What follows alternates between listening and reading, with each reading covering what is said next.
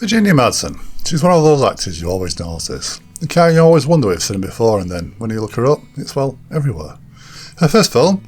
Class in 1983. Yeah, an 80s teen sex comedy which starred Rob Lowe and Andrew McCarthy. Hardly the kind of debut you'd expect to lead to an Oscar nomination years later. She played Lisa. It's her role as an extra after spotting a casting ad while working at a diner just round the corner. She's barely in it, but the bit she is, well, you've probably seen a gif on Reddit 100 times. Another case of an actress who has to start somewhere. In those 80s, well, there were different times. Next came a lucky break, Electric Dreams. Again, only the 80s could have made this film. An early look at NAR before most people even knew what a PC was. A bizarre love triangle between a man, a woman and a computer. She gives it warmth, graining the weakness is something human. She takes the role of an everyday young woman caught up in someone else's fantastical adventure. It's actually pretty impressive when you think this was her first starring role and how well she handles herself in it. And then another lucky break, Dune, David Lynch's chaotic space opera. Critics didn't love it, audience didn't quite know what to make of it, and David Lynch would go on and take his name off it. But Virginia, as Princess Irulan, regal, memorable, those piercing eyes, that monologue, unforgettable. A beginning is a very delicate time. While a lot of peers were chasing Brat Pack stardom, Virginia was off doing what she'd continued to do through her rest of her career, carving out something stranger, riskier. Honestly, she hit the ground running, no long B-movie struggle like so many others. Created with Peter O'Toole, not the lead as such, but she featured heavily in it. Fire with Fire, not a hit at the time, but one a lot of people have time for even today. Modern Girls, an undrenched one night in LA time capsule of simpler times for a lot of people. It's kind of weird how she managed to pick her first films and have them all become nostalgic cult classics still thought of fondly today. She didn't totally escape the Oddball Roles. The oddity is Zombie High. Nobody really remembers that one, but it still has its fans. Then there's Hot to Trot, and let's face it, nobody likes that one. Don, I know you've got 4 legs and everything, but... Hey, I'll worry about the winning. You worry about the driving, all right? Anyway, Virginia would do her fair share of biopics, taking on roles like Marion Davis in The Hearst and Davis Affair, and then again in Mussolini playing Carla Picicci. A few years later, she played Polar in Come and Collect. Not always critical hits, but she was always the part that you remembered. Slam Dance, a film that barely used her, but she ended up front and centre on the poster. That image helped shape the kind of role she'd become known for, Femme Fatale with depth, not just good looking, but ones with purpose. She'd gone on to play similar roles in the criminally underrated noir-fest Gotham, and even lesser known films like Third Degree Burn.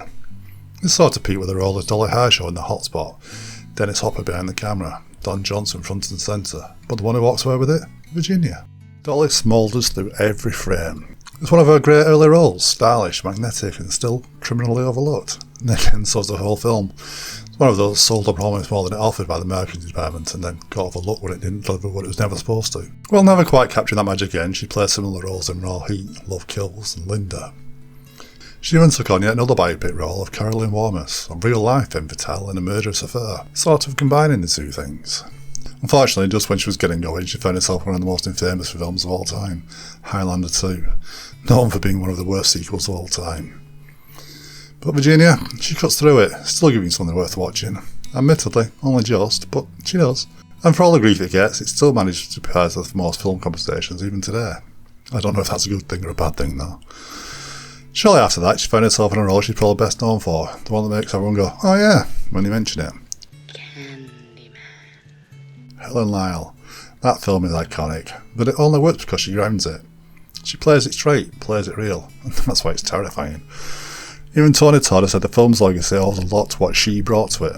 There's too much detail to go into all here, but there's some proper work for all involved, but especially Virginia about getting that performance on screen. She'd be hypnotised for a few scenes trying to nail that look. She'd have to work with real bees on set. It's quite the ride, all told. Now, here's where the story gets frustrating. You'd think Candyman would launch her into superstardom, but no, the 90s were tough. Lots of thrillers, TV work, and projects that never matched her talent. It's hard to say if it was Highlander 2 bombing so hard or Candyman sorting her into a niche that she didn't really belong in. She just kind of bounced around for a while, seemingly so close to the recognition she deserved, but yet so far from it. She's admitted in interviews that she almost quit acting altogether.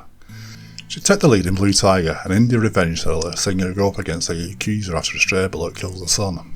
It's pretty bad numbers, but it's worth a watch all the same. She'd score off against Christopher Walken in The Prophecy, and dabble a bit of comedy with Just Your Luck. Some more biopic work as Dixie Did Laughter in Ghost of Mississippi, and then she started flying around the Delta Quadrant with the crew of Voyager. And then, quite weirdly, she found herself fronting Unsolved Mysteries with Robert Stack. You will meet a young man and woman whose lives have been changed forever by a riverboat captain who some call the matchmaker ghost. Yeah, I scratched my head at that one myself. But she kept at it, even in the most forgettable stuff. If you watch her, she never called it in, always gives it her all. Even when the films or TV shows weren't good, and the blame could never be found at her door, I don't think she even knows how to give a bad performance. She became a chameleon, comedy as Cassandra and Frasier, drama as Anne Rodney in Crossfire Trail, small town characters in independent films like Almost Alanis, dipping in and out of the high profile and back into things people barely even knew existed. In 2001, she starred in Just Like My Children, a made-for-TV movie based on the real-life happenings in the Kern County child abuse trials. Virginia would play Brenda Niffen, mother of one of the families accused of abusing their children. It's honestly not a nice tale. I'll let you read up on it all if you want, but to satisfy it's one of the most horrible cases of misjustice I can think of. Virginia is brilliant in it. The hype was high for the premiere of the movie, and it was all set to go for some recognition again. In a cruel twist of fate, the premiere would happen around the same time as the horrific events in America on September 11. I mean, yeah, bad timing doesn't even begin to cover it. But after that, she carried on. She found herself scratching around in TV roles again. She popped on a few of the bigger shows at the time, Dawson's Creek, CSI Miami and those kind of shows. She'd also take a small but memorable and pivotal role in James Coburn's last film, American Gun, also known to me for Outworks, which, given that very people ever saw it, is really a fun watch. Find it if you can. Then in 2004, Maya in Sideways, the role that reminded everyone what she could really do. Her why monologue is legendary. I like to think about what was going on the year the grapes were growing. A moment of calm, subtle brilliance that earned her an Academy Award nomination. Not loud, not flashy, and just pure grounded craft. She didn't just steal scenes, she sold the whole damn movie. I think that anyone who followed her career wasn't surprised by her in this, it's just what she did. But finally, she had a chance to show the wider audience. And from there, she stayed pretty busy. Studio films like Fetale with Harrison Ford, The Astronaut Farmer with Billy Bob Thornton, The Avenging Angel and A Prairie Home Companion. She did it twice in number 23, they gave her 2 roles in that one. She began to prove she could slide through genres like it was nothing. She was everywhere again, but this time she wasn't chasing leads. She was choosing roles that interested her, showing up, elevating them, doing what she does best. TV work kept her in the spotlight, Scoundrels, Designated Survivor, Elementary. But she also stayed loyal to the smaller stuff, the indie films, the passion projects, Ripple Effect, Walter, J8 things that barely made a ripple, but she turned up anyway. More recently, she's still doing the work. In 1985, she plays a mother dealing with a gay son and a quiet, devastating HCU drama. You don't have to tell me until you're ready. And then Give Me an A, she joined dozens of women in a direct response to the overturning of Roe vs. Wade. She's spoken out on body image in Hollywood, told the truth about how hard it is to get good roles as women over 40. And through it all, not once did she phone it in or disappear into the background. She just turned up, committed, and made sure you remember her. Not just someone who takes on or demands attention, just someone who makes a film better simply by being in it. And now, well, there's been a transformation. You can see in films like Anna Nicole, Lola. Well, I don't know about that. You never met mine. At least I tried for you. She stepped into something tougher, less muse, more mace. Not villainous exactly, but commanding. Virginia Madsen never chased the spotlight, but in all states she has earned it. Not with noise or scandal, but by turning up time after time, reminding everyone what great acting actually looks like. She's not the latest name in the credits, but often the reason you stayed watching. And honestly, that's the kind of career most actors should dream of.